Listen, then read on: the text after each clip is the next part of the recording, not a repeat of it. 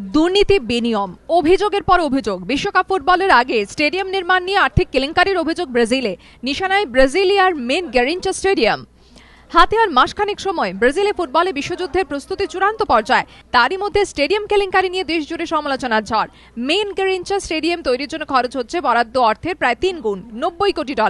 অভিযোগ, নকল রসিদ, ভুয়ো বিল দাখিল করে ওই বিশাল অঙ্কের খরচ দেখানো হয়েছে।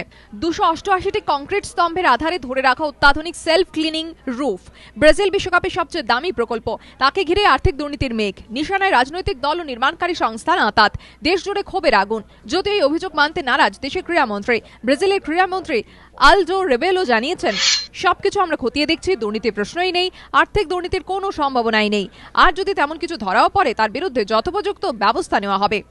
এদিকে 31শে ডিসেম্বরের সময়সীমা পেরিয়ে গেলেও এখনো সম্পূর্ণ হয়নি ব্রাজিলের সবকটি স্টেডিয়াম তৈরির কাজ। সাও পাওলো, কিউরিটিবা, কুইয়াবা এবং পোর্তা অ্যালেগ্রে স্টেডিয়ামের কাজ এখনো শেষ হয়নি। ফুটবলে বিশ্বযুদ্ধ শুরুর আগে বাড়ছে আয়োজকদের কপালের ভাঁজ।